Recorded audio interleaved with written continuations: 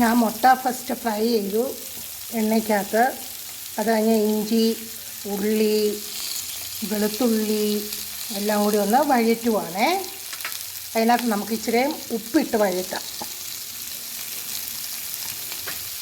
മുട്ടയൊന്ന് എണ്ണയ്ക്കകത്ത് fry ചെയ്തുണ്ടാക്കുവാണെങ്കിൽ നല്ല ടേസ്റ്റാണ്. പിന്നെ അതിനകത്ത് ഞാൻ ഇച്ചിരി ഉപ്പ് ചേർക്കുക, എന്നാലേ ഉള്ളി പെട്ടെന്ന് നമുക്ക് വഴറ്റിയെടുക്കാൻ പറ്റത്തുള്ളൂ.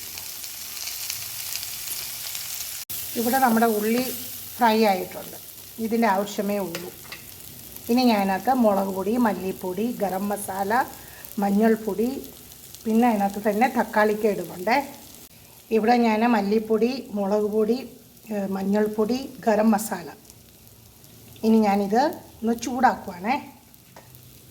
ഇതുപോലെ ചൂടായി കഴിഞ്ഞാൽ അതിനകത്തോട്ട് ഞാൻ തക്കാളി കണ്ടിച്ച് വച്ചിരിക്കുന്ന അതും ഒന്ന് ഇടുവാണേ. ഇതും ഒന്ന് ചൂടാക്കാം, ആ പച്ച ചുവയൊന്ന് മാറാൻ വേണ്ടി. മസാലയെല്ലാം നല്ലപോലെ വഴറ്റിയേ. ഇനി ഞാൻ അതിനകത്ത് വെള്ളം ആഡ് ചെയ്യുക. അതിനകത്ത് ഞാൻ ആവശ്യത്തിനുള്ള ഉപ്പും ചേർത്ത് ഒന്ന് അടച്ച് വെച്ചൊന്ന് വേവിക്കാം. തിളച്ച് കഴിഞ്ഞ് നമുക്ക് മുട്ട ഇട്ടാൽ മതി. ഇവിടെ നമ്മുടെ കറി നല്ലപോലെ തിളച്ചേ. ഇനി ഞാൻ അതിനകത്തോട്ട് മുട്ട ഇടുക. അങ്ങനെ നമ്മുടെ കറി, മുട്ടക്കറി തിളച്ചുകൊണ്ടിരിക്കും. ഒരു 5 മിനിറ്റ് ചെറിയ ഫ്ലെയിമിൽ നമുക്കൊന്ന് വേവിച്ചെടുക്കാമേ. അങ്ങനെ നമ്മുടെ മുട്ടക്കറി റെഡി ആയിട്ടുണ്ട്. ഇവിടെ ഞാൻ പൊറോട്ട ഉണ്ടാക്കാൻ വേണ്ടി മൈദാമാവും ഗോതമ്പ് പൊടിയും കൂടി മിക്സ് ചെയ്ത് കുഴച്ച് വെച്ചിരിക്കുവാണേ. 2 കപ്പ് മൈദയ്ക്ക് 1 കപ്പ് ഗോതമ്പ് പൊടി, അതാണ് കണക്ക്. അതിനകത്ത് ഓയിലൊന്നും ഞാൻ ചേർത്തിട്ടില്ല. ഉപ്പും വെള്ളം മാത്രം, പച്ചവെള്ളം മാത്രം ഒഴിച്ച് കുഴച്ച് വച്ചിരിക്കുവാണേ. ഒത്തിരി വെള്ളം പോലും കുഴിക്കാൻ പാടില്ല. ഒരു തുള്ളി ഓയിൽ ആഡ് ചെയ്തിട്ടില്ലേ. ഇവിടെ ഞാൻ പൊറോട്ട ഉണ്ടാക്കാൻ ചെറിയ ചെറിയ ബോൾസ് എടുത്ത് വെച്ചിട്ടുണ്ട്. ഇതെല്ലാം ഞാൻ റൗണ്ടാക്കി വെച്ചേ. പൊറോട്ടയ്ക്ക് വേണ്ടി പരത്തുമ്പോൾ ലൈറ്റായിട്ട് പ്രസ് ചെയ്തേ പരത്താവേ.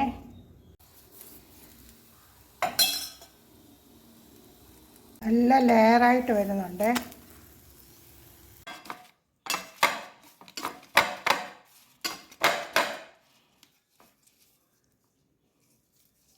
നോക്കൂ നമ്മുടെ പൊറോട്ട.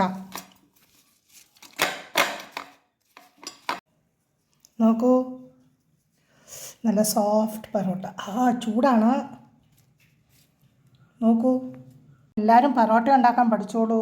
18% GST ആണ്.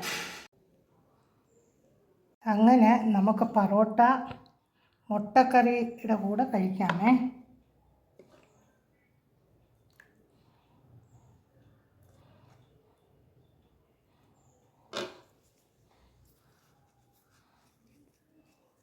നോക്കൂ, നല്ല സോഫ്റ്റ് പൊറോട്ട.